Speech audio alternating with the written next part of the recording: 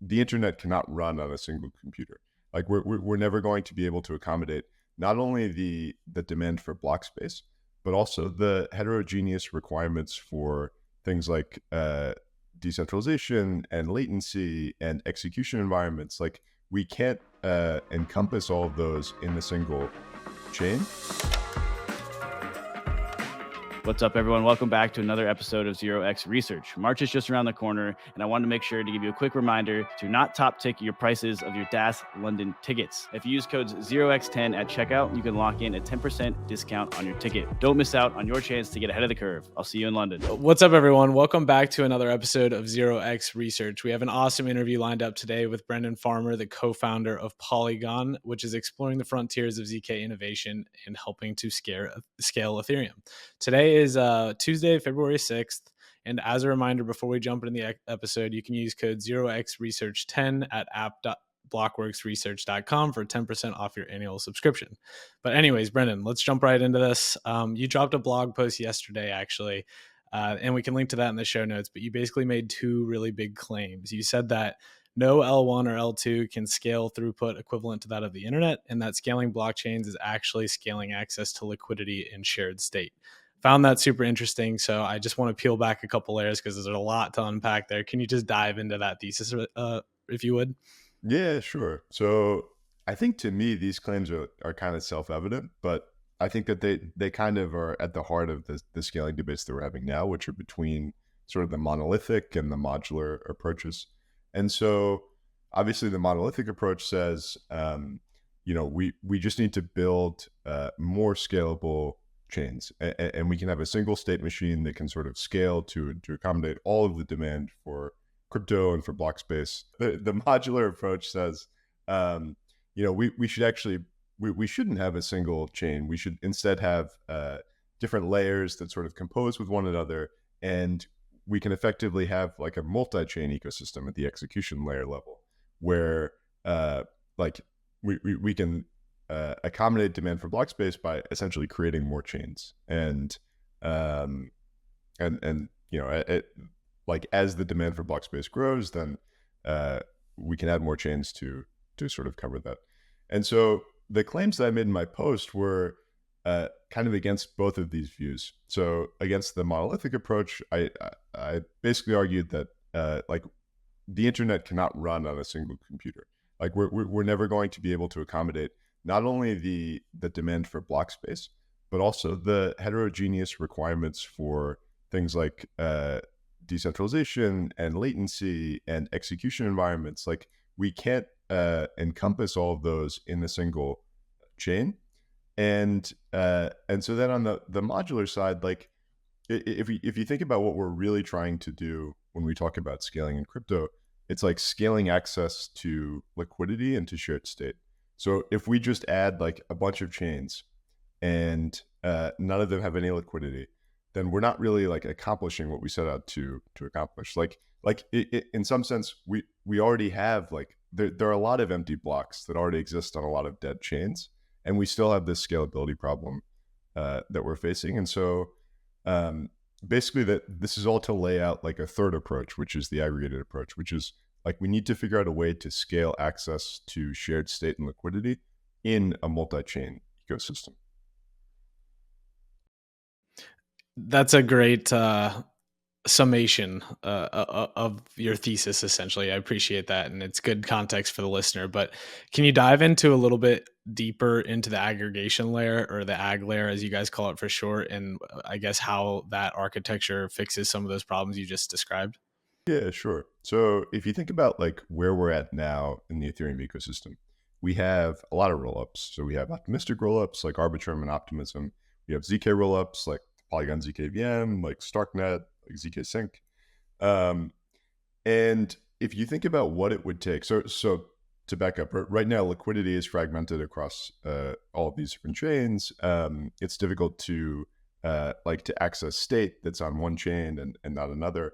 And so if you think about like what it would take for users to trustlessly bridge state or value or assets between rollups, like what does that look like? So if I have chain A and chain B and they're both rollups that settle to Ethereum, like, what does it take for me to send a message from chain A to chain B and to do so in a trustless manner? So it requires chain B to wait for some sort of proof from chain A, whether like an optimistic proof, which is basically just waiting for the duration of the fraud proof dispute period, or a ZK proof. And so I need that. And so from that perspective, like, we already can't accommodate optimistic rollups in this model because users can't wait for 7 days to receive like a trustless cross-chain message. And so, but even with ZK rollups, there's this issue where like proof generation takes, right now it's 2 to 3 minutes. In the future, it might be like 15 to 30 seconds. And so you have to generate a proof, and then you have to wait for that proof to be accepted and finalized on Ethereum before chain B can accept that message from chain A. And so I guess like the design goal of the Ag layer is we need a way to do this in a way that preserves trustlessness, but operates at like much, much lower latency. And so you can think of the Ag layer as like a decentralized service that is run by stake nodes, and it's in charge of accepting like state updates and proofs from ZKL2s in the Polygon ecosystem, and ensuring that those state updates that are sort of the result of cross-chain transactions are consistent and can be settled to Ethereum in a way that's safe. And so we do this with proof aggregation, and we can dive into exactly how that works.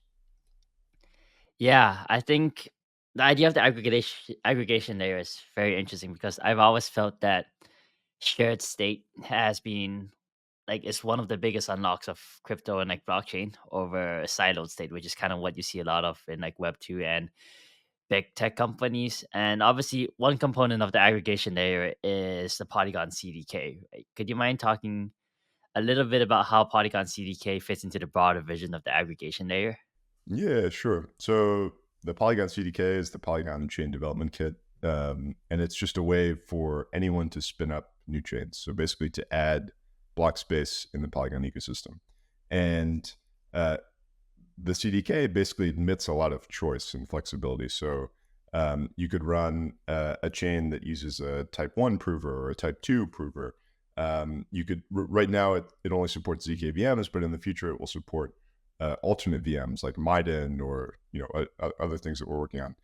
And so the idea is like you basically give anyone the ability to launch a chain in this ecosystem that has full sovereignty and full choice. And it exists alone, but through the aggregation layer, it's able to interoperate with other chains in the Polygon ecosystem at super low latency. And so it can access this pool of shared liquidity and shared state. And so you can think of like the Polygon CDK chains as like these sort of this like space of Polygon block space, and the Ag layer is the thing that stitches them together into a unified environment for liquidity and state that feels like using a single chain. I wanted to follow up there. I'm going slightly off the book here, but I think there's like if you think about it, right? Like you can have like quote unquote an infinite amount of like Polygon CDK chains, or I guess like other rollups that lie under the aggregation layer. Is there some point at which like too much is too much for this aggregation layer, or is it like quote unquote actually infinite block space? I hate to use the word infinite, but Yeah, I sort of cringe a little bit inside anytime that we use like infinite scalability or infinite block space. I think we have a similar reaction there. But I do think that the aggregation layer has some properties that make it really, really scalable. So you can sort of think of the aggregation layer as just accepting these like chain states and proofs. And that process, like for one, it only requires a causal ordering. Like we don't need to agree on like a canonical total ordering of all of these messages that the Ag layer is receiving. The acceptance and processing of proofs and the aggregation of proofs is fully parallelizable and can be done by just a single node. Because what you're doing is you're doing some cryptographic work. You're taking some proofs from a bunch of different chains and you're combining them into a single chain. But at the end of that process, or you're combining them into a single proof, but at the end of that process, like what you're left with is basically a certificate, which is a proof that shows that you behaved honestly. And so it kind of like has different properties from what we've seen in the past, like sharding schemes and sort of mechanisms that rely on crypto economic security. And so I do think that there's we need to build it and we need to figure out where the bottlenecks are in practice. But I think that there is reason to be optimistic that like this would scale largely with like the total compute available in the system to generate aggregated proofs. Yeah, that makes a lot of sense. Another thing that when you mentioned scaling and the whole concept of the aggregation layer is what type of novel use cases or unique applications do you think the aggregation layer will enable? I think one idea is like a distributed AMM. It's something that I've been like really excited about, but no one's really like built it because it kind of partially seemed like the tech wasn't there. But when the aggregation layer came along, I'm like, wait, this is kind of like built for distributed AM. So would love to hear like what you're looking forward to. Yeah, I mean that I think distributed AMMs are an amazing use case, and I think just being able to trustlessly permit use cases like Uniswap v4 and like different ways to route liquidity through an ecosystem at super low latency, low cost. I think that that's just a really interesting use case. I do think like in some sense the way that I view it is less like enabling novel use cases and just like enabling kind of like a bigger like combinatorial explosion of existing use cases. And I think it's just really powerful to be able to like be an app developer and have complete control over your chain. So your execution environment, your sequencer, and you're able to like completely control and customize the experience that you're offering to users. But at the same time, you can take advantage of shared liquidity and shared state that already exists in the ecosystem. And so you don't need to bootstrap liquidity for a marketplace for the NFTs that you're issuing. You can just issue those NFTs. And so I think that we will see novel use cases emerge. But I think that there's like, for me, a lot of reason to be really excited just in like enabling that simple interaction. In terms of synchronous and asynchronous, I guess, interoperability or composability or whatever you want to call it, what are the primary trade-offs between the two? Like, what are the differences, I guess, not trade-offs? And like in the blog post that you wrote last night or dropped last night, you mentioned that you might have to have like whitelisted almost clusters of chains that like purposefully support each other in order to get that atomic composability. Can you kind of dive into just the two different architectures and I guess out of the box for the aggregation layer, like what will be supported? Yeah, sure. So the ag layer will support basically two modes of interaction: the asynchronous interaction, where you're depending on some other chain that's sending you a message if you're a chain. And then the second mode is, which will come at some point in the future, is the ability to accept atomic bundles of transactions. So this is like the synchronous mode, where you have transactions that are executing at the same time across a bunch of different chains. And either all of those transactions execute successfully or none of them are included on any chain. And so I think that there are challenges with the second approach. You basically need to coordinate like execution across all of these chains. And like before you generate a proof, if you want super low latency, you need to be able to guarantee that like state on chain A is locked until sort of chain D is able to determine whether it can successfully execute this transaction. And so I think that that's like that sort of involves a little bit more complexity. But the way that I see it is the ag layer is sort of just concerned with providing safety. So it can ensure that there's no way for a chain to include an atomic bundle when like the other transactions in that bundle aren't executed successfully. And so the other half of that picture is like, how do we actually execute those transactions? How do we guarantee liveness for all the chains involved? And I think that what the Ag layer enables is for like novel and emergent coordination infrastructure to basically arise on top of the Ag layer. So this could be things like shared validity sequencing, or it could be things like relays that fundamentally like find the best solution for coordinating chains to basically ensure synchronous composability and execution. And so I think that's sort of the way that we see it. You can do a lot with asynchronous cross-chain interoperability, and that's where we'll start. But I'm excited to see like, different projects and like different infrastructure providers in the space basically figure out the optimal solutions for both asynchronous and synchronous composability. Okay, that's really helpful. And then on the asynchronous front, so basically taking a step back, actually, you've got the unified bridge contract on Ethereum, you've got the aggregation layer, and then you've got all the Polygon CDK chains on top. So everyone is going to at least be using Ethereum for settlement. But what happens in like this modular world where, obviously we're seeing a new Celestia chain every single day, and soon to be EigenDA and probably Avail. So what kind of trust assumptions do you introduce when you have alternative DA layers, but then you also have, chains that still rely on Ethereum for DA? Like, do you lose anything there? No, so the way that we've designed the system is so security is localized, and so there are basically like two things that can happen. Like you can have a data availability withholding attack that can be launched on a specific chain, and we can't prevent this unless every chain is using Ethereum for data availability. But I think it's reasonable to make trade-offs for users to prioritize cost over full Ethereum security for data availability. And so the design goal for us is just ensuring that if some Validium chain or some chain that uses Celestia for data availability is attacked, that won't affect any other chains in the ecosystem. And so like, if you think about how the Ag layer works, like each chain is basically providing the like minimal amount of data that it needs to guarantee that like a data withholding attack on one chain can't affect the continued operation of another chain.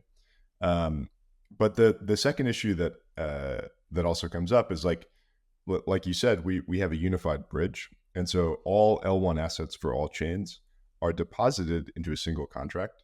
And this is really, really good because it allows us to have fungibility of these assets across different chains. So I can take L1 ETH and I can send it from like the Polygon CKVM to the OKX chain to the POS chain. I don't have to deal with like a wrapped synthetic version of that token where I have to find liquidity to swap into the native version. But the problem is that we want to offer full freedom and sovereignty to all chains in the ecosystem. And so they should be able to pick their own execution environment. But like, let's say that someone chooses an execution environment and develops a zero-knowledge prover for it, and that prover is not sound. Like, we can't have a situation where an unsound prover on some random chain can drain the entire bridge of all funds deposited in the entire ecosystem. Like, that would be an absolute disaster. And so part of what the Ag layer does is it ensures that like cross-chain transfers of L1 and L2 issued assets are conserved between chains. So you could have a situation where some random chain deploys an unsound prover and is exploited, but an attacker can only drain up to the amount of tokens that are locked or deposited in that chain.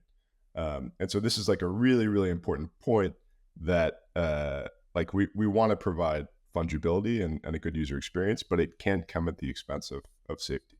What's up, everyone? March is approaching fast, and I want to give you another reminder not to miss out on DAS London. It is coming. It's right around the corner, and it's in March from the 18th to the 20th. We have 3 full days of content. This is your chance to bump shoulders with some of the world's top executives and have open dialogue with both attendees and speakers. We're going to be focusing on a range of topics that I'll let Ren discuss for you. First on the list, we have Bitcoin Catalyst, the halving and spot ETF. Next, we have a view from the buy side from investors on things like strategy, portfolio allocation, and more. We also have a topic on RWA's tokenization and stablecoins, which I think we can all agree are going to play a large role in crypto's future. We'll also talk about global regulatory frameworks like compliance best practices and the evolution of global standards that are shaping the global investment landscape. We'll also have someone from the institutional front to talk about infrastructure such as banking and payments with financial giants like Visa and JP Morgan. And last on the list, the macro case for digital assets. So don't miss out on this monumental event. Seats are limited, so be sure to register today by hitting the link in the description and using the promo code 0x10 to save 10% on tickets. See you in London.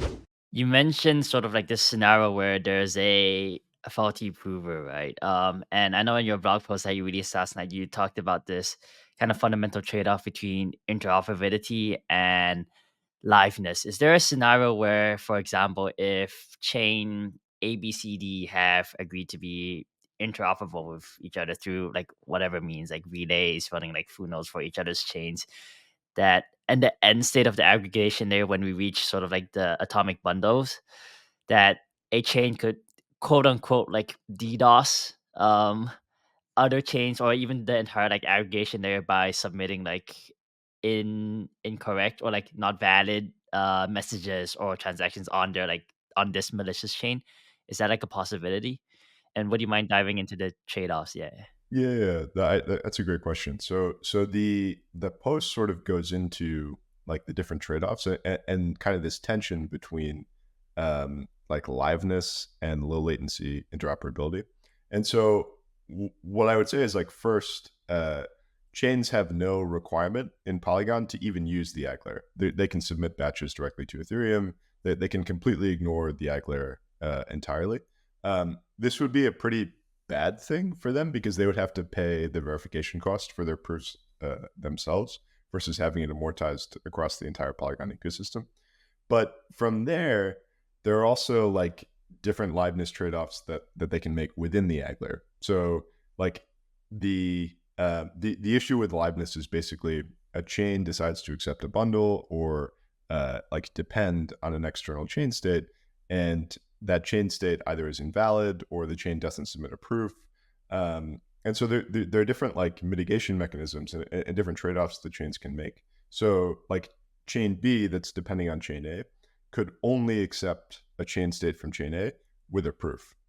Or it could only accept a chain state from chain A if it's running a full node for chain A and it knows that it's valid, and like worst case chain B could create the proof. Like sort of proceeding further down those trade-offs, like chain B could only accept a chain state from chain A if like a crypto economically secured relay attests that the state that it received from chain A is valid. And so worst case, the relay could provide a proof to the interop layer. And sort of the like most I guess like risky trade-off would be that chain B accepts a chain state from chain A just without any guarantees. This is like the trust me bro approach. And so in that case, if chain A is submitting an invalid chain state, then chain B would need to like its block or wouldn't be finalized in the Ag layer, and it would need to go back and remove the transactions that depend on chain A and then submit a new block. And so this is like, I would say not the end of the world. That like this fault would be detected within, a 30-second to a minute window. And so, but there would be a reorg. But I think that it's really important to note that this should be an extremely rare occurrence because it requires the chain A itself to be misbehaving. And so this can't be caused by some user. It can't be like a random attacker can't make this happen. It's fundamentally the fault of the chain that provides an invalid chain state. And so, like you said, like there are a lot of penalties that can be applied to that chain. Like if it's crypto economically secured, then there could be slashing. It could be kicked out of the Ag layer. It could be blacklisted. And so I think that fundamentally, like for us, the design goal is to like admit as many choices and options for chains to be able to pick the trade-offs that make sense for them between liveness guarantees and low latency. I wanted to follow up on something you said there. You say like that a chain could be kicked out of the ag layer. My understanding was that the aggregation layer was kind of like something permissionless. Is there a scenario where, like, for example, DAO governance can like completely ban this chain from ever being interoperable as part of the aggregation layer, or like how does that work? Yeah, so I think TBD whether we want to like make that a governance decision and sort of maintain a blacklist of chains or deregistered chains. Worst case, you could have this situation where like validators would opt to ignore batch updates that are submitted to the ag layer from that chain just voluntarily. Um, I think that what you would more likely see is other chains gossiping about uh, a chain that had equivocated or that had provided an invalid state, and they would just opt not to interoperate with that chain. But it would be primarily like a voluntary move on the part of chains. It sounds to me like obviously ZK proofs are going to be like the secret sauce to all of this. So where are we at there? Like how, where were we 2 years ago and where are we today? I know you guys have some pretty exciting stuff that you've been working on, so I'd love to get more takes on that. Yeah. So 2 years ago, I think, 2 years ago, I had started a company or a project with Daniel Lubrov, and we were acquired by Polygon as part of their big push into ZK tech and sort of transitioning from being a side chain to really building in the L2 ecosystem. And I think that people maybe still aren't aware that like Polygon has really led the industry in the development of performant zero knowledge proof systems. And so 2 years ago, we released Plonky 2 and Starkey.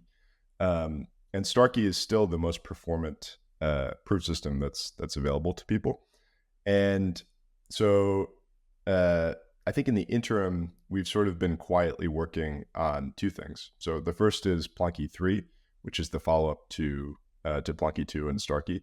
And we call it Plonky 3, but that's sort of it's like sort of a misnomer because it's not really related to Plonk at all. It's a Stark library that supports a variety of different fields and different variants on proving systems. And we've seen already like a really, really amazing performance improvement in Plonky 3. And we expect over the next few months to be sharing like some pretty mind-blowing results. And then the second thing that we've been working on is like a follow-up to the ZKVM prover.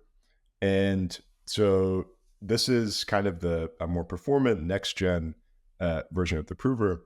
And it has like a pretty special feature, which is that it supports a type 1 mode.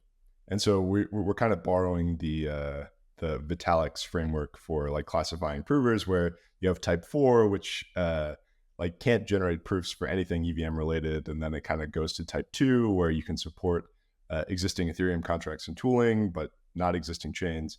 And so type 1 is kind of like the highest level of compatibility with Ethereum. And it allows you to generate proofs for any existing EVM chain. And so we've built that, and it's actually really, really performant.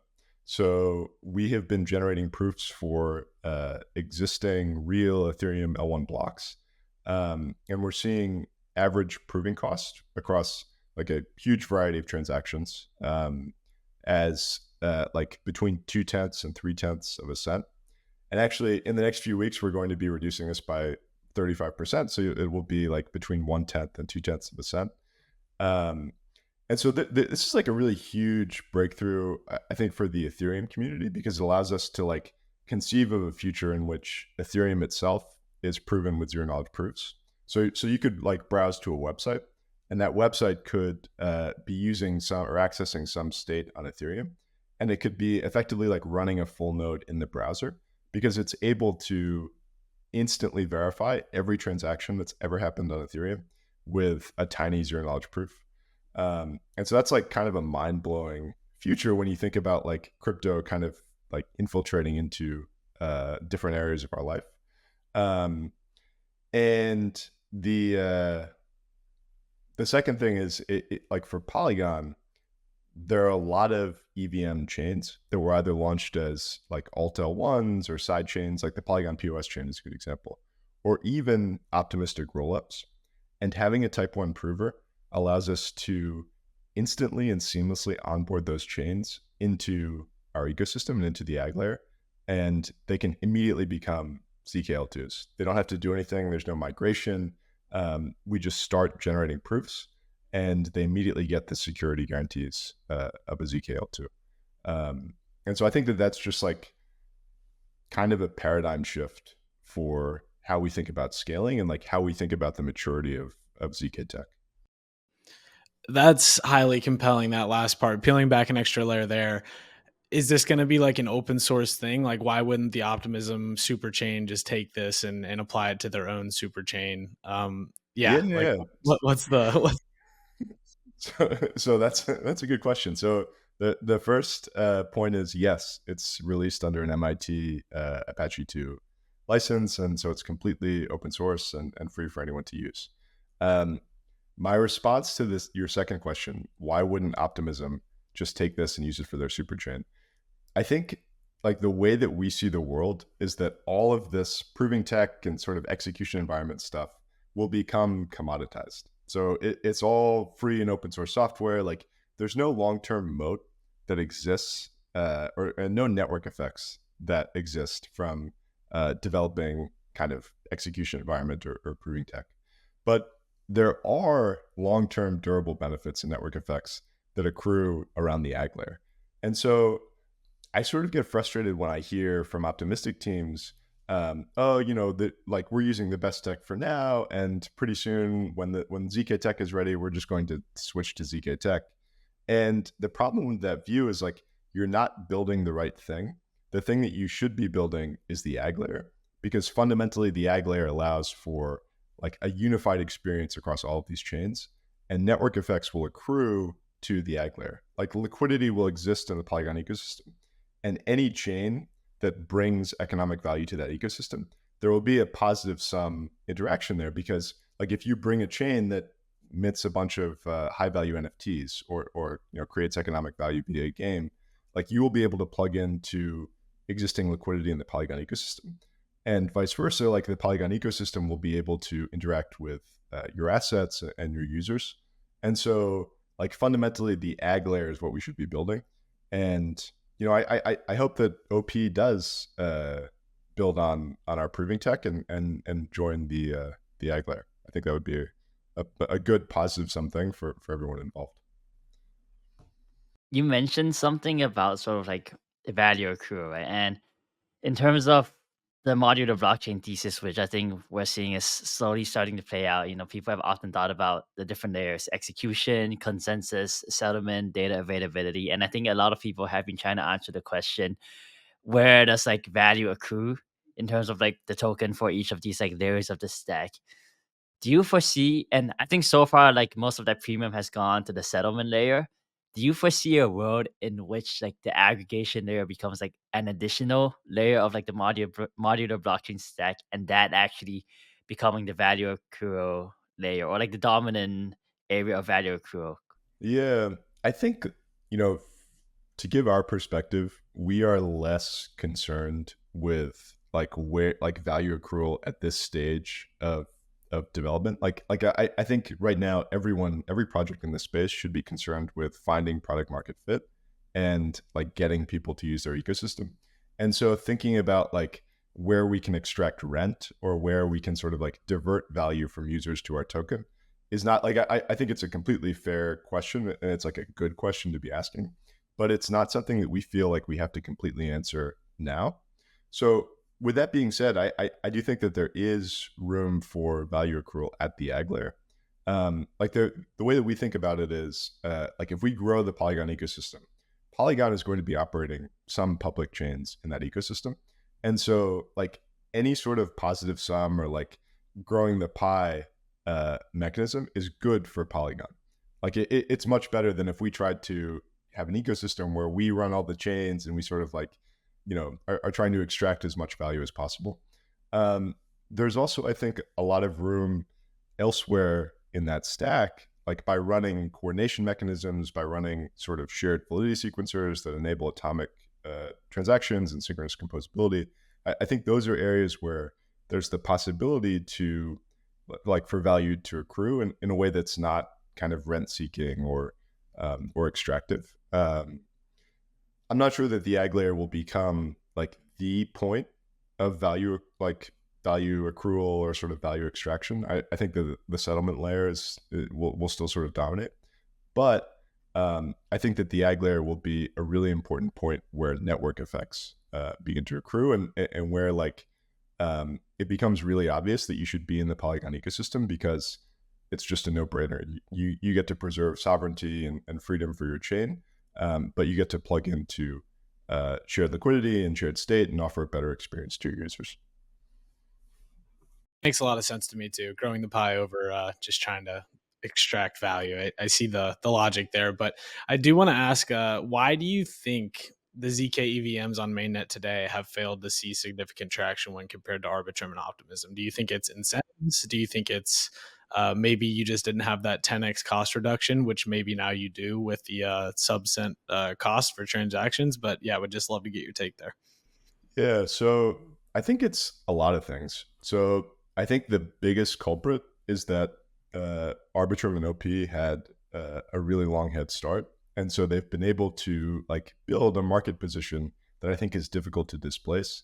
And like the market right now in sort of like a down cycle, I don't think it's demanding super, super high throughput and scalability. I think it's demanding like good execution and access to liquidity and incentives for a small group of users. And so I think that's part of it. I do think that there's also a lack of understanding that of like the true costs of an optimistic rollup.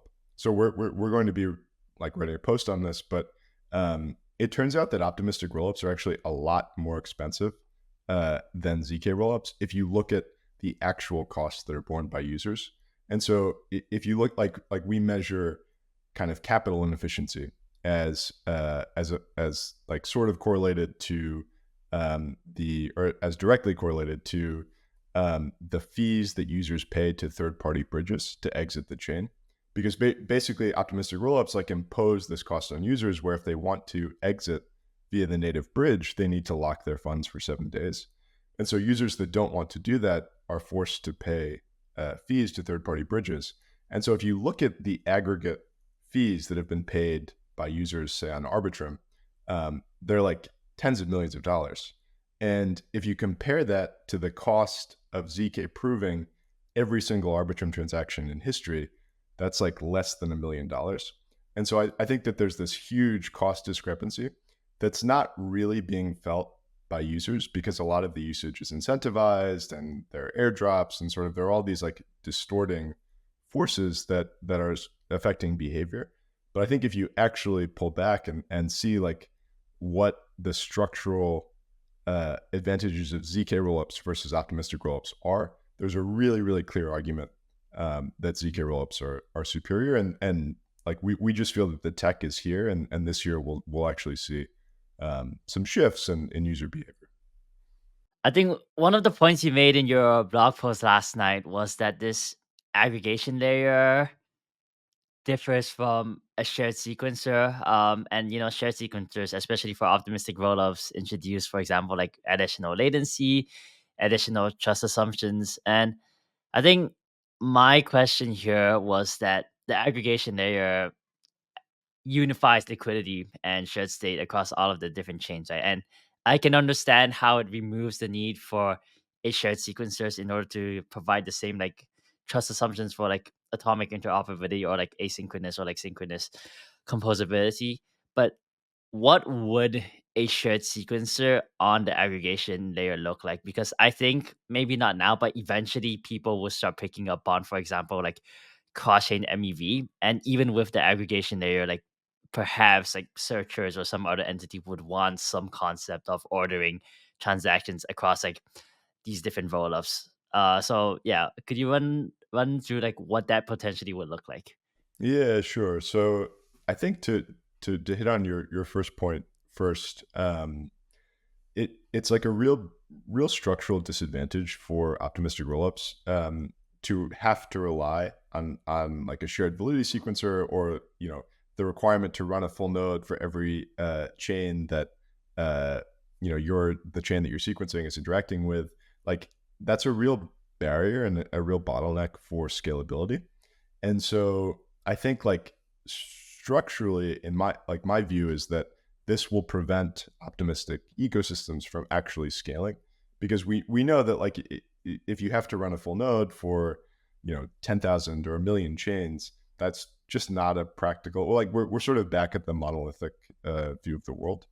And so to get to your question, like, would there ever be a shared sequencer that runs on top of the aggregation layer that basically handles MEV and like, or at least like redistributes MEV? I think that there could be, but I think it's important to note that, like, the main benefit of the ag layer is that it doesn't impose like a coordination mechanism on every chain. And so you could have chains where there is a lot of cross-chain MEV. Like let's say you have a DeFi chain, and then you have a bunch of Validiums that are batching transactions to be executed on that DeFi chain. There will be a ton of cross-chain MEV that might be extracted in this setup. But I think that while you could imagine having a shared sequencer in that case, for that cluster of chains, you wouldn't need to have that same infrastructure, like managing coordination between those chains and like some random gaming chain, or there are cases where you don't need synchronous composability between sets of chains. And so fundamentally, like, a huge advantage of the ag layer is that it doesn't impose a single coordination mechanism for every single chain in the ecosystem. Chains can organically decide like how they want to coordinate with one another, and can kind of pick the optimal trade-off for their use case and their users' needs. From the user experience perspective, in the end state of this, like, do you envision like one wallet and you're just doing all these different activities using different chains and you really don't even notice? Is that kind of like what you envision? Yeah, I mean, to me, that's kind of the holy grail. I do think it's like easy, like we're building infrastructure at Polygon, right? And so it's easy for us to say, like, yeah, we have this amazing infrastructure design and it provides safety, and we can have these coordination mechanisms.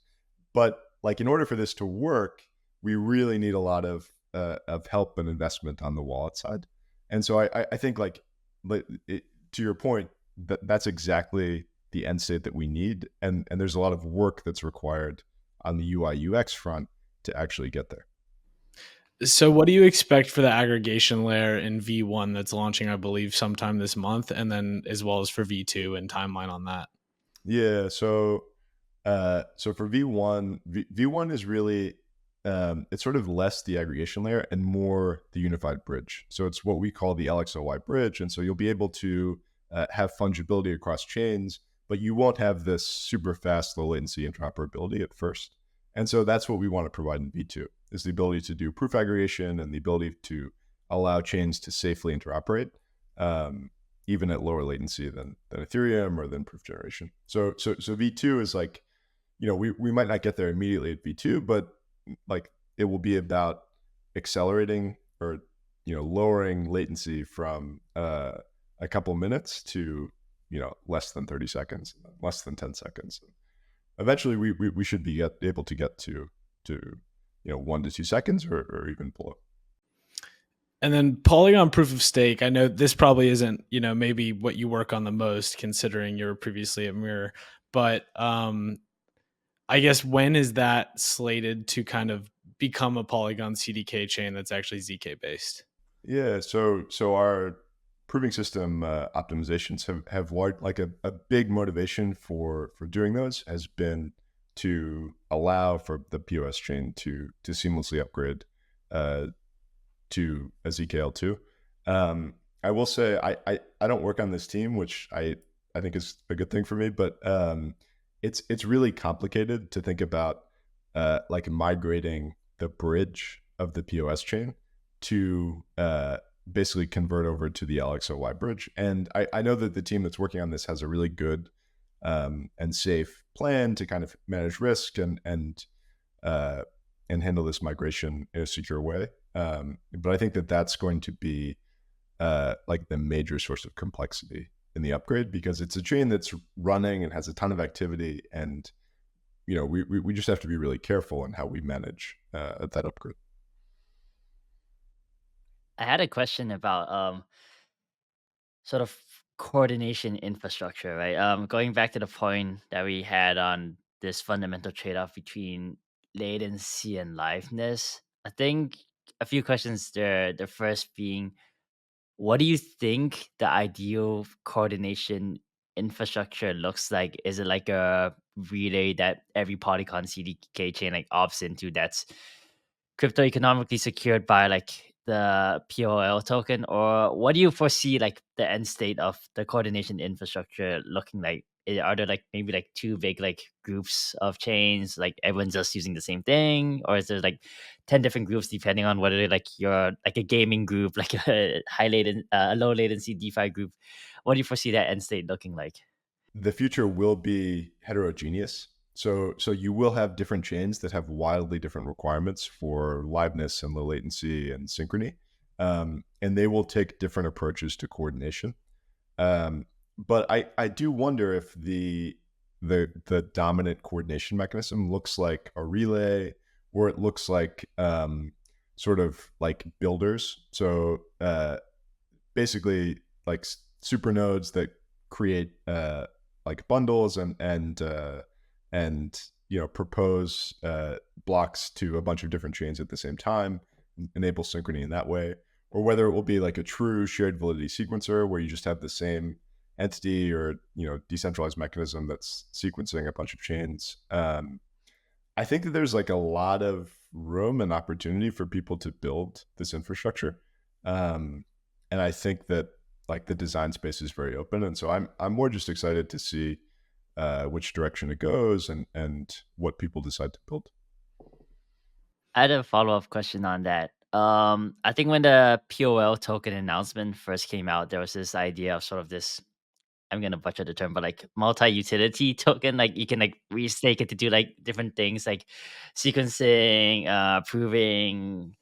Where do you think the POL, the token itself, fits into like this whole like aggregation layer, if it has a role to play? Yeah, so the way that we see it is that stakers will stake the POL token to participate in the ag layer, and so to be able to accept batches and proofs from chains and then aggregate those proofs. I think that you could definitely imagine scenarios in which restaked POL is also used to crypto economically secure relays and different infrastructure. I think that's a very plausible view of the future. You can imagine a situation in which like restaked ETH is also used to secure the ag layer, and I just think that there's a lot of freedom to experiment with different designs, and but I think POL will be really core to the ecosystem and to the design, but it's not going to infringe on individual chain sovereignty. So chains are free to use whatever gas token they want, whatever staking token they want. They can sequence however they want, and so there's no there's no penalty that Polygon is extracting from chains. I know that for Optimism and for Arbitrum, there are like revenue sharing requirements, and like there's an extractive mechanism for them to redistribute sequencer fees back to Arbitrum and back to Optimism. And we just don't think that that's a long-term viable model. And so for us, it's much more important to focus on purely win-win positive sum relationships with chains. It feels to me like a big piece of the puzzle is going to be really just garnering developer mindshare and getting some of this stuff built and establishing those network effects that you just talked about a little bit earlier. So what's the game plan there? Just build the best developer tooling you possibly can and provide support, or is there like going to be an incentives program of some sorts for them? Like just any light you can share on that strategy would be cool. Yeah, so all the above. I think that the nice thing about Polygon is that we now have a really, really good technical team and like a foundation to build like really innovative and kind of best in class products. And so that's combined with like a lot of strength, obviously, in BD. And so there are a lot of chains that have already agreed and committed to sign on to the Ag layer or to join the Ag layer. And they're going to be bringing like a ton of capital and TVL and resources. And so I think the idea is that, there will be incentives and there will be, BD mechanisms that kind of bootstrap this ecosystem. But once the ecosystem gets to reaches escape velocity in terms of the available liquidity and the interesting apps and developers that are building, I think that then it becomes a lot easier and it becomes sort of a no-brainer, because if I'm a chain, I'm not giving up anything by joining the Ag layer. There's no penalty, there's no like restrictions or requirements that are imposed on me. I just get to access shared liquidity and shared state. And so we think that that's like a really easy sell for chain developers. Awesome. Well said. Well, Ren, do you have any more questions, or is this a good spot to wrap it? I think this is a perfect spot to wrap it. Awesome. Brendan, thank you so much for coming on. We'll have to bring you back here in like a couple months after the Ag layer actually launches and we can get some updates from you. But seriously, thanks for taking an hour out of your day, man. Yeah, thanks for having me. Really appreciated it. This was a great conversation. Really looking forward to the future of the aggregation there, and really like how seamless the user experience is going to be. And I think it's going to be a big unlock, as crypto's still scratching their heads over what interoperability, especially for Ethereum, is looking like right now. Thank you. Yeah, I'm excited for the future, and it'll be great. Do you have any last things you want to tell the listeners? Maybe where they can follow you on Twitter. Yeah, sure. I'm at _bfarmer. I also have a Mirror blog that I'm going to be publishing more posts on. And then you can always check out the Polygon blog. You can always reach out to anyone from Polygon, and we'd be happy to chat with you. But yeah, stay tuned for the launch of the Ag layer, for more announcements and innovative product launches coming soon. So yeah, we're excited. Awesome. Sounds good. I recommend everyone check out Brennan's replies, by the way. There's a bunch of gold in there. Some good conversations and threads. But all right, we'll talk to you later, Brennan. Take it easy. Yeah, thanks, guys. Hey everyone, thanks for watching today's 0x Research episode. I wanted to take a second and remind you about our upcoming 2024 Digital Asset Summit in London this March. Seats are limited, so hit the link in the description and use the promo code 0x10 to save 10% on tickets. See you in London.